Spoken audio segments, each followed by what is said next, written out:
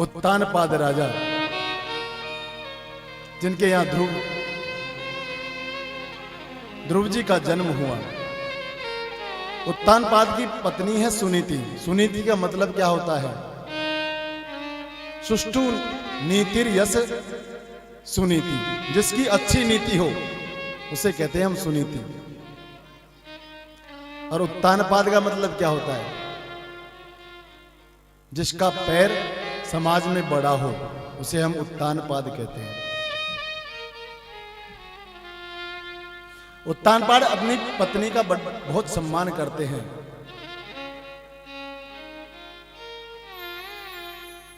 लेकिन एक बार भ्रमण के लिए सुदूर गए तो वहां पर उन्होंने एक राजा की पुत्री को देखा, बड़ी सुंदर थी। उसको देखकर उस पर मोहित हो गए और उसके साथ विवाह कर लिया। उसका नाम था सुरुचि। और उसको लेकर के अपने घर पर आ गए।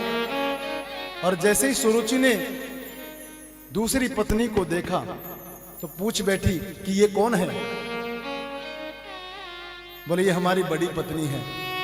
सुरुचि ने कहा यदि ये यहां रहेगी तो हम नहीं रहेंगी।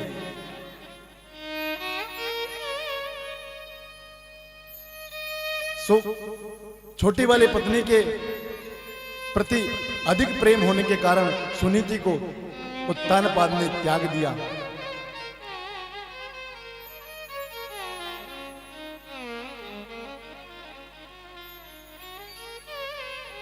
सुनीति के गर्भ में बालक था। सो उस महल को त्याग करके सामने एक पर्ण कुटी बनाकर सुनीति रहने लगी।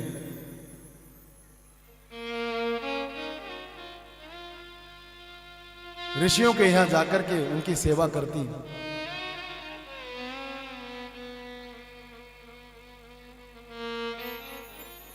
ऋषि मुनि जो सत्संग करते उसका श्रवण पान करती। एक दिन महात्माओं ने पूछ लिया, बेटी तुम हमारी बहुत सेवा करती हो, हम तुम्हारी सेवा से प्रसन्न है, कोई वरदान मांगो। बोले महाराज मुझे कोई वरदान नहीं चाहिए। अगर आपको वरदान देना ही है तो मेरी जो सौत है ना सुरुचि, उसके गर्भ में कोई बालक नहीं है।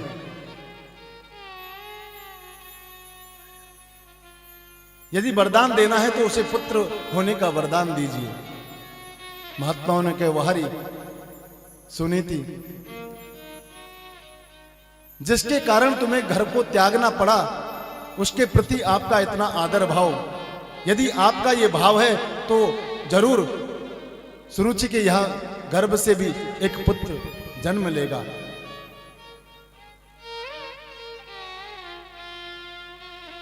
सुरुचि के भी एक बालक हुआ।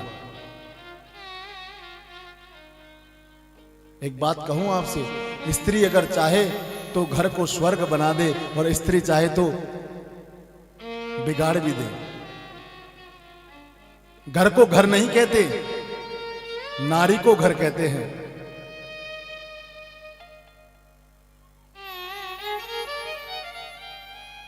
इसलिए सुनीति ने के बड़े सुविचार को सुनकर के महात्मा बहुत गदगद हुए और उन्हें वरदान दिया कि सुरुचि के गर्भ से भी एक बालक होगा। एक दिन क्या हुआ, महाराज सुरुचि के बालक को अपने गोद में लेकर बैठे थे।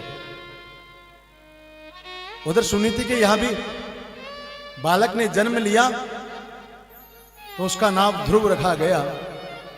ध्रुव जी धीरे धीरे बड़े हुए और मां से पूछ बैठे कि माता ये माता सुरुचि का जो बालक है वो रोज पिताजी की गोद में बैठता है, मेरी भी इच्छा है, क्या मैं पिताजी की गोद में नहीं बैठ सकता? बोले क्यों नहीं, जाओ। सो ध्रुव जी चल दिए महल की ओर। राजा उत्तानपाद सिंहासन पर बैठे हुए थे और जैसे ही ध्रुव जी को देखा तो हर्ष से खड़े हुए। जैसे ही ध्रुव जी को अपनी गोद में लेने का प्रयास किया, उधर से सुरुचि आ गई और फटकार लगाई ध्रुव जी को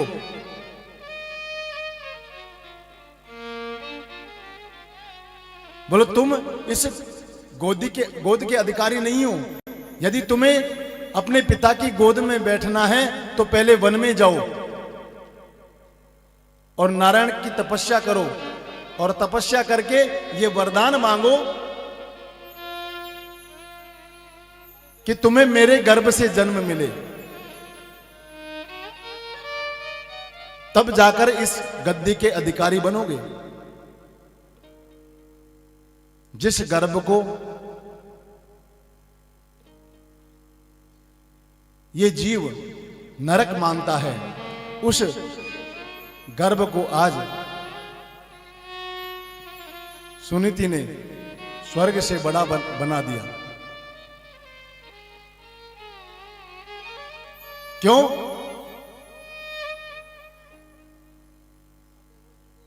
क्योंकि जीव जब गर्भ में जाता है तो गर्भ के समान दुख कभी नहीं मिलता। गर्भवास समम दुखम न भूतो न भविष्यति।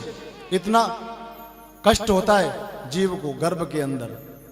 मां अगर गर्म खा ले तो तकलीफ होती है, ठंडा खा ले तो तकलीफ होती है।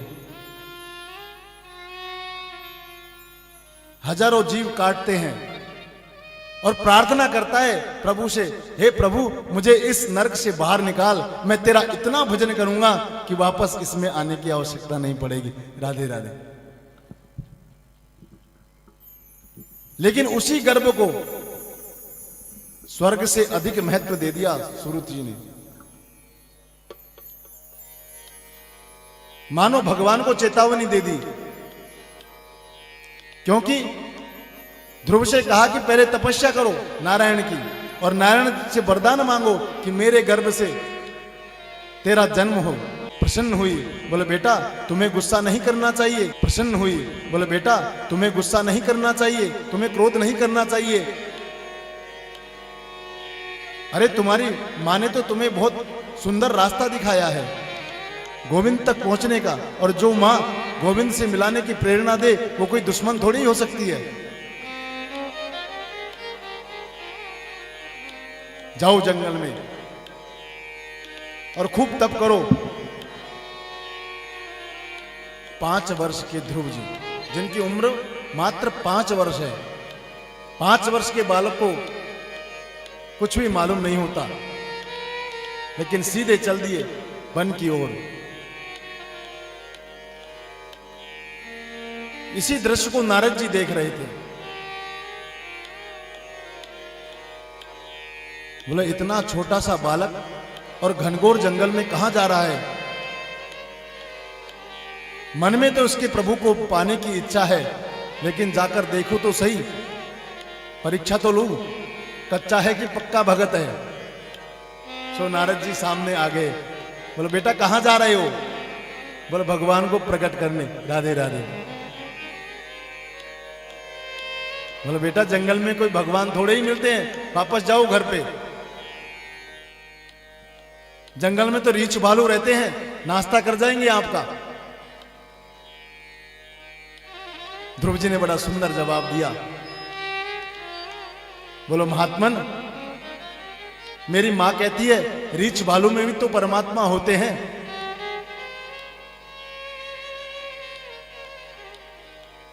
मुझे उनका भय नहीं है। सो नारद जी ने कहा भगत तो पक्का है। नारद जी ने एक मंत्र दे दिया ध्रुव जी को। 12 अक्षर मंत्र का जाप करो, ओम नमो भगवते वासुदेवाय। और नारद जी वहां से चले गए। अब ध्रुव जी ने अपनी आंखें बंद की और परम पिता परमात्मा नारायण का ध्यान किया। ओम नमो भगवते वासुदेवाय इस मंत्र का जाप कर रहे हैं। 7 दिन तक कुछ भी नहीं खाते, केवल फल खा लेते, और 7वें दिन फिर अपने भजन में लग जाते। ऐसे करते करते 1 महीना बीत गया। दूसरे महीने में क्या किया, फल खाना भी बंद कर दिया। 7 दिन में एक बार जल पी लेते और तपस्या प्रारंभ कर देते। तीसरा महीना प्रारंभ हुआ तो जल को भी त्याग दिया, केवल वायु पीते और अपनी तपस्या में लग जाते। जब चौथा महीना प्रारंभ हुआ तो श्वास लेना भी बंद कर दिया, और जैसे ही श्वास लेना बंद किया, स्वर्ग में जितने भी देवता हैं सबका कंठ अवरुद्ध हो गया।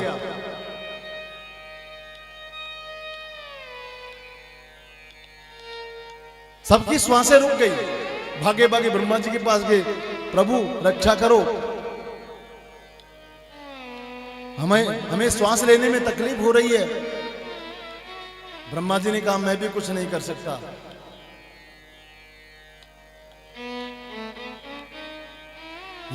यदि ज्यादा समस्या है तो नारायण के पास जाओ। और जैसे मेरे नारायण के पास सारे देवता पहुंचे तो नारायण ने कहा चिंता मत करो, मेरा एक भक्त है, भजन में लीन है।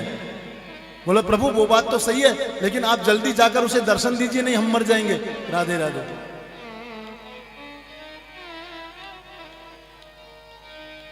सो ध्रुव जी का मन एकाग्र चित्त हुआ और हृदय में चतुर्भुज रूप का दर्शन हुआ। सो बड़े प्रफुल्लित हो रहे हैं उसके नारायण का दर्शन करके। मन ही मन आंखें बंद है, और जो छवि हृदय में वही छवि सामने प्रकट हो गई। जैसे ही हृदय से छवि गायब हुई, एकदम से आंखें खुली तो सामने नारायण के दर्शन हुए। बोले भक्त वत्सल भगवान की। और जैसे ही दर्शन हुए ध्रुव जी को, तो ध्रुव जी एकटक नजर से गोविंद को देख रहे हैं और गोविंद ध्रुव जी को देख रहे हैं, लेकिन दोनों में से बोल कोई भी नहीं रहा। बोले ध्रुव जी तो इसलिए नहीं बोल रहे कि मैं स्तुति तो करना चाहता हूं प्रभु आपकी, लेकिन मेरे अंदर कोई ज्ञान नहीं है, मेरे मस्तिष्क में, बुद्धि में कोई ऐसा किसी प्रकार की कोई स्तुति मुझे याद नहीं है, तो मैं आपका गुणगान करूं तो कैसे करूं।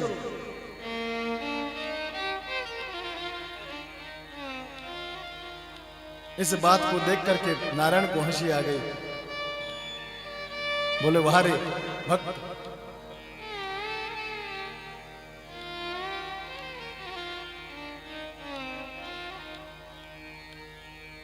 5 वर्ष की उम्र में संत नारद के उपदेश के कारण आज तुझे दर्शन हो गया, लेकिन लोगों को यदि भगवान के दर्शन हो जाएं तो 50 चीजें मांग लेते हैं सब, ये भी दे दो, ये भी दे दो, ये भी दे दो, है ना। लेकिन ध्रुव जी ने कुछ भी नहीं मांगा, चुपचाप खड़े हैं। अरे कुछ तो मांग। लेकिन नारायण जान गए कि पहले मेरी स्तुति करना चाहता है। सो गोविंद ने अपना जो शंख है ध्रुव जी के गाल पर लगाया और वेद वेदांत का जितना भी जो ज्ञान है मस्तिष्क में प्रवेश कर गया और सुंदर स्तुति की ध्रुव जी ने। योऽन्ता प्रविश्य मम वाचमिमां प्रसुप्तां संजीवयत् शक्ति धरस्वधाम्नाम् अन्याश्च हस्तचरणयोः शरणत्वगादीन् प्राणान् नमो भगवते पुरुषाय तुभ्यम्। हे प्रभु, आपने मेरी सुषुप्ति वाणी को जगा दिया। मूकम करोति वाचालम पंगुम लंघयते गिरिम। यदि आपकी कृपा हो जाए तो गूंगा भी बोलने लगता है। मुझ बालक पर बहुत बड़ी कृपा की आपने। आज मैं धन्य हो गया। नारायण ने कहा कि बेटा कुछ वर तो मांगो। बोले मुझे कोई वरदान की आकांक्षा नहीं प्रभु, जब आपके दर्शन हो गए तो क्या मांगू। बोले हमें मालूम है लेकिन गद्दी की कामना लेकर आप वन में आए तप करने के लिए, तो राज तो भोगना पड़ेगा।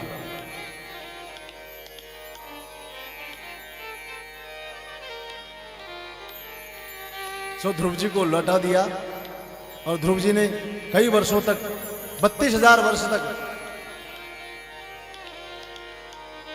राज किया। इन्हीं के वंश में आगे जाकर के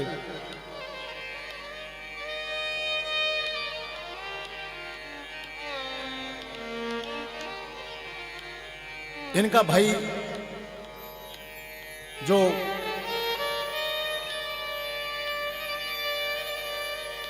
यक्षों का अपराध कर दिया, जिसने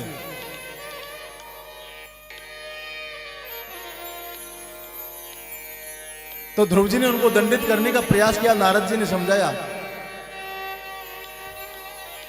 कि आपको ये बात शोभा नहीं देती।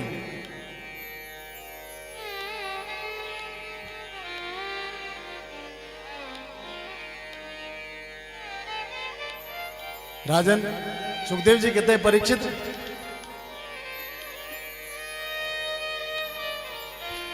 जिसको सत्संग मिला, नारद जी ने आके उपदेश किया, और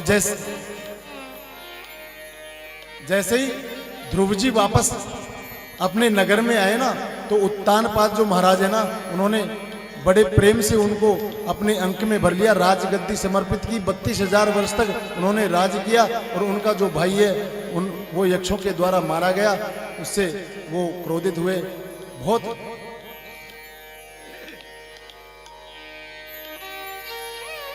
जब क्रोध आया तो नारद जी ने आकर समझाया कि तुम्हें ये शोभा नहीं देता,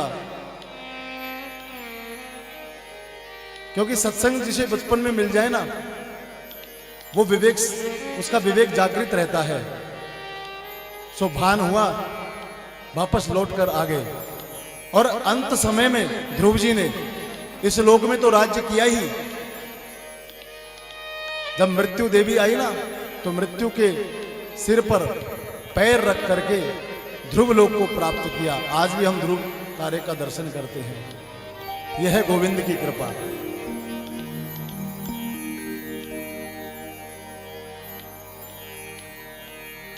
मृत्यु देवी का सिर पर पैर रख करके और ध्रुव लोक को चले गए।